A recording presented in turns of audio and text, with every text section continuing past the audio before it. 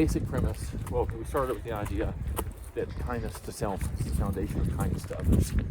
And so if you really care about being kind to other people, you have to learn how to be kind to yourself. And if you want to learn how to be kind to yourself, you have to understand what it means beyond the superficial bullshit of, you know what I'm saying? Self-care, sleep when you're tired. It's like, okay, well, that's great, but there's sort of some complexities to the whole thing. And if kindness to self is the foundation for kindness to others, this makes you think about certain things about foundations.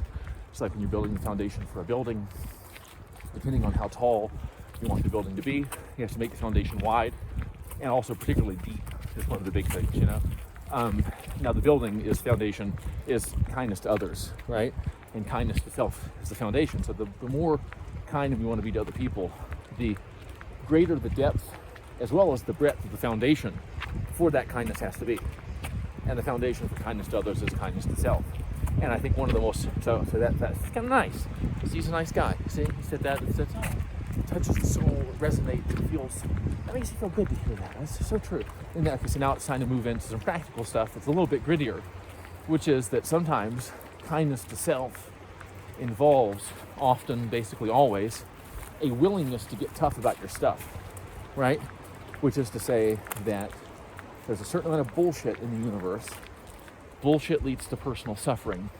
Some of that bullshit, if you're a human being that's lived life and encountered deceiving implications and been lied to and sort of been affected by people who were traumatized themselves, some of that bullshit's lodged in your head, right? Now, it's really important. Now, when I say bullshit, what I mean is unresourceful patterns of thinking, perceiving, experiencing, relating, responding to reality, talking to yourself, focusing your mind, beliefs that don't serve you and that probably aren't true, right? So that's the bullshit I'm talking about. And I think one of the really important things is figuring out how to not romanticize bullshit simply because it happens to be its coordinates happen to fall within your mind, right? So bullshit is bullshit. Some of it's out here, some of it's over there, some of it's in your mother-in-law and her behavior, some of it's in you and in me. You know what I'm saying? And one of the ultimate personal freedom skills is the ability to deal resourcefully, effectively, decisively with bullshit that exists within myself. Because the bullshit that exists within myself is kind of a magnet for bullshit that exists outside myself. And it's impossible to have any safe amount of bullshit within oneself. Constant kind of purging is necessary. So this willingness to get tough about your stuff is the basis of kindness to yourself. It's the truest kindness because it requires you to do something for who you really are that is often excruciatingly painful to who you think you are and to your ideas about yourself. And, there's a thing that happens where sometimes we're unwilling to do something good for what's real because of commitments that we have or attachments that we have to things that aren't real. So a lot of the times, I've seen this with parents a lot, that they're so attached to the ideas that they have of themselves as a good parent that it's psychologically inviolable for them to recognize, to become aware of, to do something about the ways in which they're actually kind of abusive to their kids, because and this is sort of the thing that just happens to human beings sometimes. You become so attached to an idea that it interferes with your ability to deal resourcefully with reality. Challenging.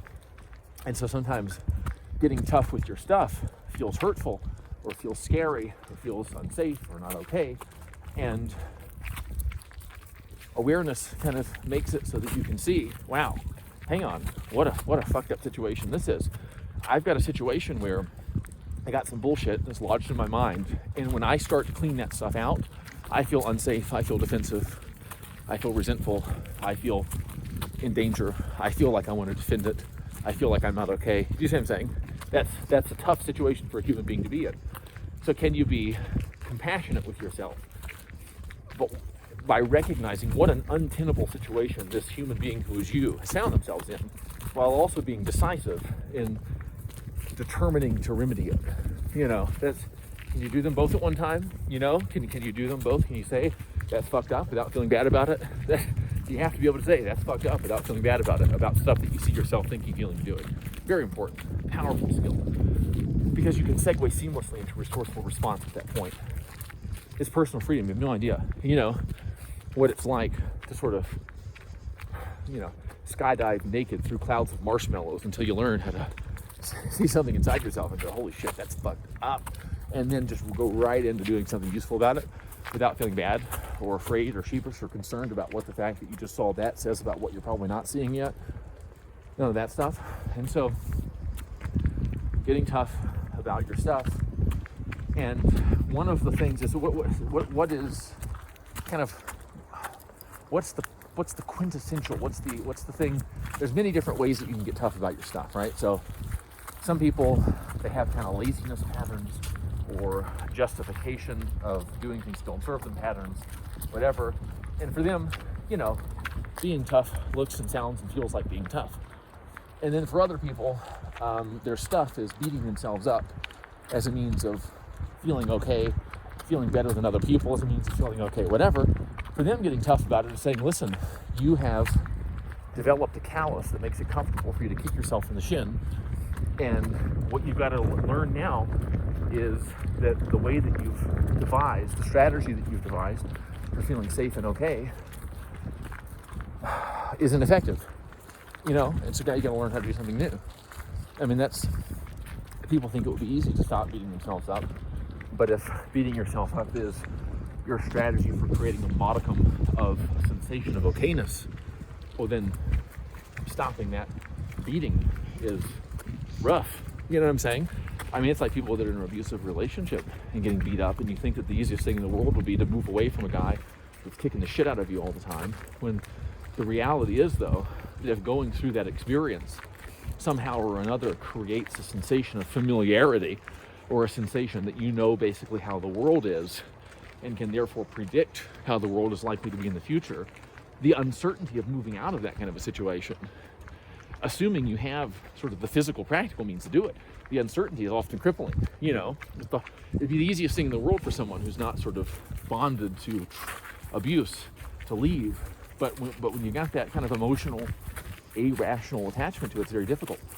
So getting tough about your stuff looks different, but there's one thing I think common to every instance of getting tough about your stuff, and that's developing within yourself. And this is sort of like, if you're committed to kindness to yourself, developing within you a deep, at the very core of your being, an unwillingness to do anything that doesn't work, that obviously isn't working, and that's, and sometimes it takes a while to recognize that what you're doing is not working. That's okay, though, as long as you have inside that part of you that's always assessing things and not saying, because here's the thing, when you go through sort of the things that human beings go through, you're traumatized, you're treated badly, you're unfairly subjected to things, deprived of things, all sorts of bad shit happens to you, and all sorts of really important good shit that should happen to you doesn't. You know what I mean? Because things aren't the way that they should be. It's part of the way things are. In order for a human being to be as free as they're capable of being, inside and out, one of the skills I think that a human being needs when a human being goes through all the things that human beings tend to go through is the ability to refrain from doing things that they're justified in doing and that make sense that they would do, think, feel, and do, given their personal history, if those things don't serve them. You see, it's impossible for a human being to be as free as they're capable of being without developing the skill to assess what they're inclined to think, feel, and do for resourcefulness, for usefulness, and to opt out of thinking, feeling, doing whatever it is if their best assessment says that doing that's not going to serve them, even if thinking, feeling, doing that thing's the most understandable thing in the world. I mean, it's kind of like one of those things where, you'll see on interviews sometimes, or you see like on Oprah and stuff, where someone that had suffered a terrible burn, or they had been set on fire by their partner, or they were sort of physically disadvantaged in some way, or something really awful happened, their family died or something like that, but they're doing great, you know what I mean? And not only are they doing great, they're like helping other people do great, like they're doing like above average, and you would expect them just to be kind of, holed up in a sanitarium somewhere, just totally out of their mind because of what's been done to them. and the interviewer is sort of, what is it? There's like a reverential awe, you know what I'm saying? And there's something, but the people, if you watch the people, they're always polite in how they handle the interviewer, because you're accustomed to doing interviews probably. But there's something you can see that they think is kind of odd. The person thinks it's so odd. There's something inside them that's like, well, what the fuck else was I going to do? Curl up in a ball and be depressed forever? You know what I'm saying? Like, and there's something as well intended as the interviewer's adulation is. There's something perverse in being surprised that these people are making something wonderful out of their life. You know, oh, I would think a person like you would be fucking depressed and want to kill themselves. There's something weird there. And again, it's not like that. That's not where they're coming from. And no one thinks that's where they're coming from. But it speaks to certain assumptions that we have about the likelihood that a given human being is going to be able to find a way to respond resourcefully to things beyond a certain amount of bad. When really there is no limit to those things. You know what I'm saying? And I think that recognizing, okay, so if I'm a human being and if I want to be as free as I'm capable, and freedom, by the way, is not simply, well, life's gone pretty well for me, so I feel good. That's not free, because to an extent I'm worried life's going to start going badly. I mean, if nobody criticizes me and everyone thinks I'm wonderful, but I'm afraid of criticism and afraid that it might happen, and if I evaluate everything I consider saying and doing in terms of the likelihood that it might evoke some kind of criticism, that's not freedom at all. You know what I'm saying? Simply just because an event isn't happening to me doesn't mean I'm free from it. I think it's a knowledge that, it doesn't have to be specific knowledge. I don't have to know consciously and in a specific way that if somebody chops my hand off, I'll be able to still do good things in my life. It's more that certainty that, like, listen, I'm not willing to think, feel, and do things that don't serve me. Not in perpetuity. I fall into it like anyone does. Crazy shit happens, and I don't know how to handle it. And default patterns of less than resourceful thinking, feeling, doing take over. But I'm aware of it when it happens. I recognize that it's not serving me. And I resolve and determine to find a way out of it. I resolve and determine to build a new pattern of thinking, feeling, and acting that will make this one so obsolete that the fact that it's justified or understandable won't matter anymore. Because, like, resentment doesn't feel better because it's justified. It feels like shit all the time, you know? And if everyone understands why you're resentful, it might in some way be gratifying to know that the bad feeling is, the appropriateness of the bad feeling is acknowledged by somebody else. But that doesn't mean the bad feeling's not there. You know what I'm saying? And so, now, this level of personal freedom development, I think, is very much an individual thing. This isn't something everyone has to do or should do, or that I'm recommending that everybody do. Like, I don't like that. I don't like the idea of recommending this to anybody. I like the idea of talking about it and letting a person who's listened this far listen to it and say, how's that sound to you? You know, I mean, it's kind of like to me, it's like a guitar riff or something like that. Like, I highly recommend that you play this, that you like this, that you listen to this. It's like, no, listen to it. What do you think? You know what I mean? You know, listen to it again. You want to learn to play it yourself. That's a personal choice. But this is something that human beings are capable of doing. And I think that is information that if I weren't aware that human beings were capable of doing this, and if I would benefit from doing it, that's information I would want to hear. I want to come into contact with it, even if it were going to kind of piss me off or make me feel uncomfortable, or if I wasn't quite ready to believe it. I would want the advantage of knowing that there's someone out there talking about how these things are possible. You know what I'm saying? And then, you know, you can do with it what you want. You can just find comfort in the knowledge that someone out there thinks it's possible, and therefore it might be. You could actually try to figure out what this seed of an idea does in your life when you plant it, and care for it and all of that. But think about, I mean, what it's like to be you would be like if there were inside an unconditional, utter unwillingness to do anything that didn't serve you, once you'd recognize that it wasn't serving you. Think, feel, and act. Oh, I'm inclined to feel unappreciated. Is that going to serve me? No. Well, then fuck it. I'm not gonna fucking do it.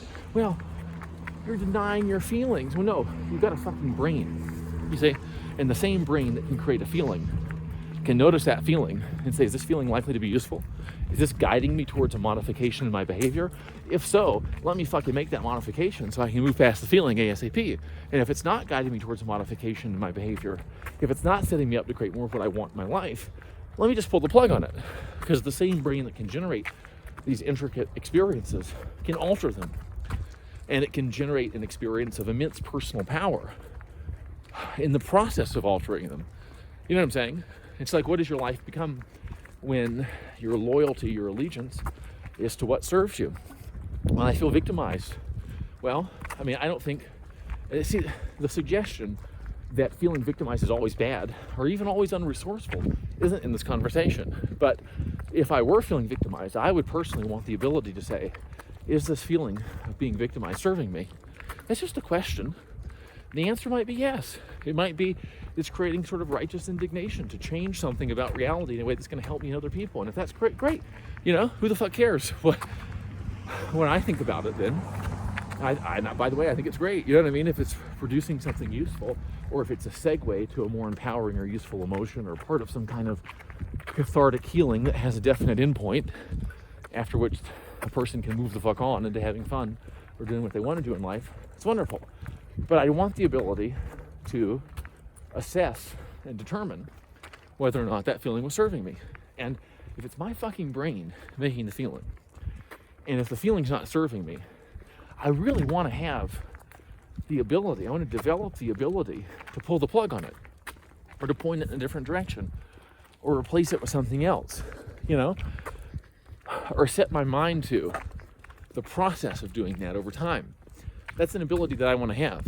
And it's, I think, unfortunate for me if that's an ability that I have the ability to develop, and I don't because it never occurs to me. You know, I don't notice that it takes an awful lot of neural power to create this personal suffering. And that same neural power, if consciously harnessed and sort of consistently directed in a certain, you know, towards developing certain skills, would make it possible not only to not suffer, but to actually create really wonderful experiences for myself. And then, you know, that's a major contribution to the world in a way, because it populates the world with one more person who is sort of in touch with what's possible. There's nothing better than coming into contact with somebody who knows something about what's possible for you that you don't know, right? Tremendous asset. Just to, I mean, this is one of those things that for me, I think changed my life, was coming into contact with 2 or 3 people who knew, and they never even talked to me directly, right? But they knew that there were certain things that were possible for human beings, and therefore they knew certain things about me, you know? And so as they were talking to an audience, they were talking to me, and they were saying, and I could tell that they knew something I didn't know, right? And what did it do? It's like it woke up the possibility that existed inside me, but that I couldn't feel before because it was sleeping, because I didn't know about it. You know what I mean? And so to me, that's kind of what all this is about. So we went a long way. This is pretty long conversation. Just to recap, kindness to others, the foundation is kindness to yourself. Now, that's just a bunch of personal growth platitude, really. If you stop there, you have to actually operationally define these things, I think. And to say kindness to self, what does that mean, actually? Does that mean justifying everything I do? Does it mean forgiving myself? Well, what does forgiveness mean? Does it mean simply just continuing to do it and just going, well, I can't help it, you know? Or does it mean something more than that? Like, is it descriptive of a specific set of mental interactions with reality? You know, like that to me is what kindness to self is. Now, one of the most important patterns under the heading of kindness to self is getting tough about your stuff. Now, you can tell your stuff is the unresourceful stuff you do. The things that you do, that you think, feel, and do that don't work. Let's define work. Work means serve to improve what it's like to be you, right?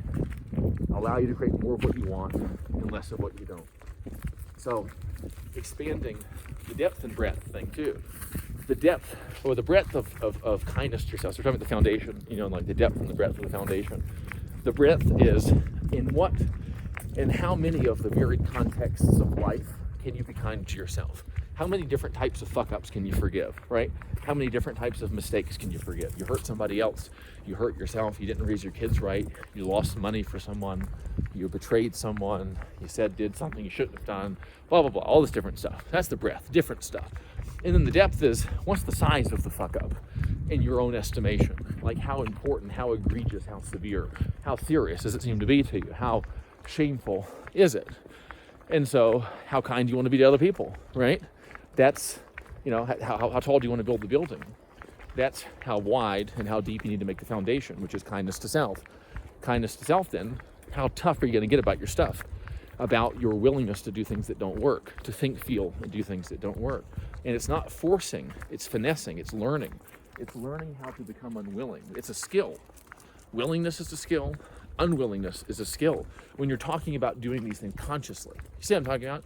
Like when you're talking about engineering this stuff, rather than just referring to sort of like pre-existing personality traits and characteristics. So you're developing a set of skills to be on purpose, and to be certain ways on purpose, and to tend in certain directions on purpose. Now there's certain natural inclinations that probably aren't worth changing. They're just fine. It's you and it adds flavor. But there's certain things you're doing that are making your life miserable or less wonderful than it could be. Or maybe your life's already wonderful, but that wonderfulness is tenuous because it's contingent upon certain things that you feel you don't have control over. Okay, you can work on that. You know what I'm saying? That's switching over from things that don't work so well to things that work a little bit better. And then, that's pretty much it, right? Getting tough about your stuff. And then kind of the ultimate kindness to self is to develop within yourself. I mean, can you think of anything that would serve you more than an utter, I'll be goddamned unwillingness to do anything that doesn't work, no matter how tempting, no matter how much your mother taught you to do it, no matter how much the world or your current circumstances invite you to conclude that you're just a fucking loser piece of shit who ought to just hang it all up and give up and get a job at a convenience store and never try to do anything with your life ever again because everyone hates you and you don't do anything right. I mean, wouldn't you want if the world invited you to conclude all those things? And let's assume you don't want to own a convenience store and work in it, like that's not your thing. You probably make a lot of money if you ended up owning a chain of convenience stores, you know what I mean? That's like one of those things you don't think about, but if you parlayed that one, it could be fun. But would you like to be faced with a situation that invited you with the most compelling invitation ever? You can't refuse an invitation from, like the president. You can't refuse an invitation from this life event to devalue yourself. To have within you the ability to say, well, I see what you mean, but it's not going to serve me. It's not going to work. So I don't think I'm going to fucking do it. I just don't think I'm going to do it. Oh, my wife left me for, and then fill in the blank with the most embarrassing thing that you can think of, and all my friends don't want to be. Would you like the ability in a situation like that? Now, freedom from fear is made out of that. You know what I'm saying? It's made out of knowing deep inside that no matter what happens, you're never going to be talking and doing what doesn't serve you. Not after you recognize it doesn't serve you. And then you just keep on getting better until you die. And life's fun and easy.